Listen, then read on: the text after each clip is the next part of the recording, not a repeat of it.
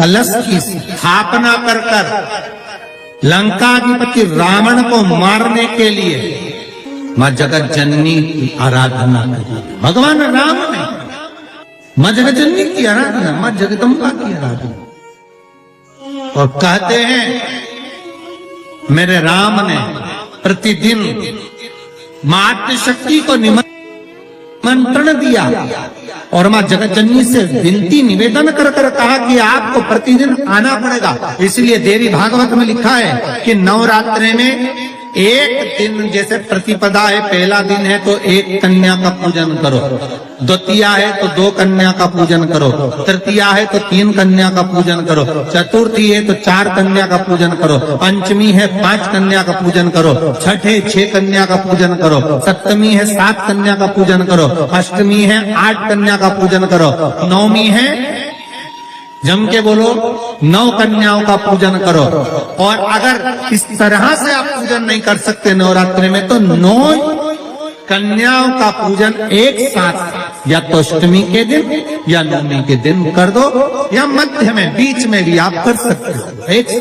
पर अगर आपकी कोई कामना है, आपकी कोई इच्छा है, मालूम पड़े, जैसे कई लोग कहते हैं कि हमारी इच्छा है, हमारी वो मकान नहीं बिक रहा, या हमारी वो जमीन नहीं खरीदी जा रही, या हमारी कोई कंपनी नहीं डल रही, या हमारे काम में ये अड़चन आ रही है, तो नवरात्रि में 4 नवरात्रि में से किसी भी नवरात्रि में आप नियम बना लो कि एक कलश की स्थापना कर एक दिन में एक कन्या का पूजन कर उसको भोजन कराना, लाल वस्त्र देना, लाल चुनरी होना, दूसरे दिन में 2 कन्याओं का पूजन कर लाल वस्त्र ओढ़ाना, लाल चुनरी देना, तीसरे दिन में 3, चौथे दिन में 4, 5वें दिन में 5, ऐसे 7-9 दिन तक एक कन्याओं के क्रम को बढ़ाते आप उस पूजन का विधान प्रबल कर सकते। आज किसी का फोन था सुबह, तो कोई कह रहे थे कि हमें गुरुजी से बात कराओ, तो समीर जी ने बताया कि फोन आया था और वो बोल रहे थे कि हमें नवरात्रि में अगर मान लो कोई साधना करना हो तो कौन सी साधना करना चाहिए, हम किसकी आराधना करें, हम 9 दिन तक किसकी साधना करें। तो अगर बन सके तो देवी भागवत में सबसे सुंदर साधना यही है कि हम एक दिन में एक कन्या के चरण धोकर पूजन कर उस कन्या को भोजन कराकर उसका स्मरण करें रहे, तब आप किसी कन्या को एक दिन में 1, 2 दिन में 2, 3 दिन में 3, 4 दिन में 4, 5 दिन में 5, ऐसे नवरात्रि 4 बार जो नवरात्रि आती, किसी भी नवरात्रि में आप स्मरण करें, उसका फल मिलेगा, उसका फल होगा।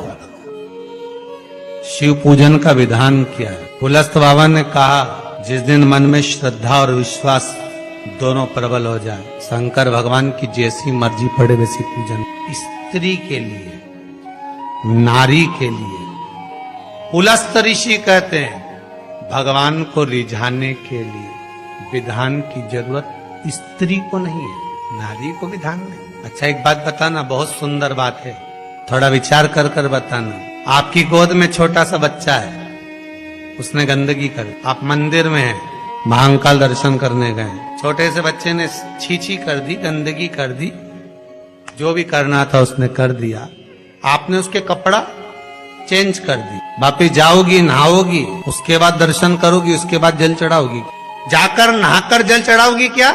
नहीं। क्यों?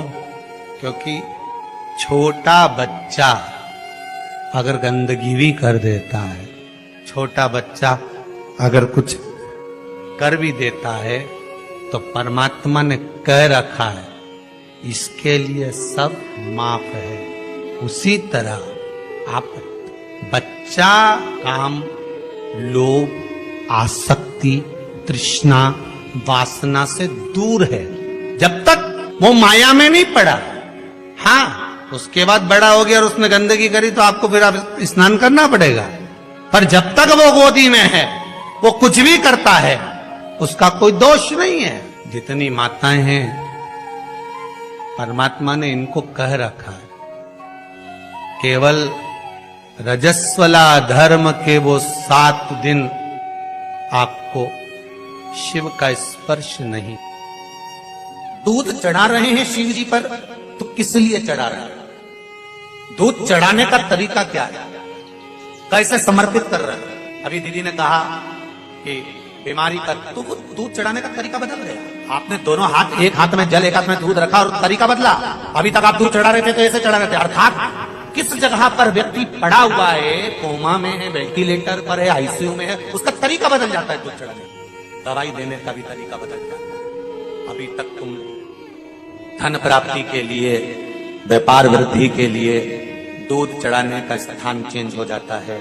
शिव जी को जब दूध चढ़ाया जाता है तो पहले जलाधारी पर चढ़ाया जाता है, उसके बाद शिवलिंग पर चढ़ाया जाता है, तो दूध कार्य करना प्रारंभ कर देता है, संपदा बढ़ाना चालू कर। रोग मुक्ति के लिए जब भी दूध चढ़ाया जाता है तो जल और दूध की मात्रा बराबर करी जाती है। जब ब्राह्मण अभिषेक कराने बैठता है तो बाल्टी में जो जल पड़ा होता है उसमें थोड़ा दूध डाल देता है। आप क्या डालते हैं कि नहीं डालते, हमें नहीं। ब्राह्मण जब रुद्री से अभिषेक कराने बैठता है तो बाल्टी में रखे हुए जल में दूध डाल देता है। उससे पूछा कभी आपने कि महाराज जी आपने ये बाल्टी के जल में दूध क्यों डाला गया है? बाल्टी भरी हुई पानी की और उसमें थोड़ा सा तुमने दूध क्यों डाला है? तो ब्राह्मण बताएगा कि दूध और पानी मिलाकर शंकर जी का अभिषेक इसलिए करा जाता है कि जिस गोत्र का व्यक्ति अभिषेक कर रहा है, इस गोत्र के व्यक्ति के यहाँ अगर कोई रोगीला है, कोई बीमार है, कोई कष्ट भोग रहा है, तो अभिषेक करते करते उसका रोग मिट जाए, इसलिए जल में दूध मिलाकर चढ़ाया जाए। कभी ब्राह्मण से पूछो तो, जब घर में संतान की वृद्धि नहीं होती है तो 7 कुआं बोलते हैं, तुम्हारे यहाँ बावड़ी बोलते हैं, तालाब बोलते हैं, जो भी हो, जहां जल का स्रोत बना हुआ, जल का जहां स्रोत बना, जल का स्रोत से मतलब होता है कि जिस कुएं में या हेडपंप में या पानी जहां से आता रहता हो, ऐसे कुआं बावड़ी से 7 जगह से जल लाया जाता है।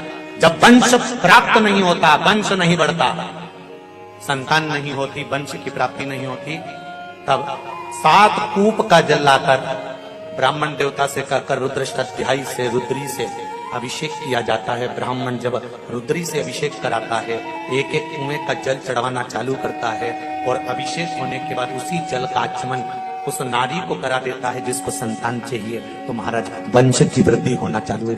जल का महत्व को समझो।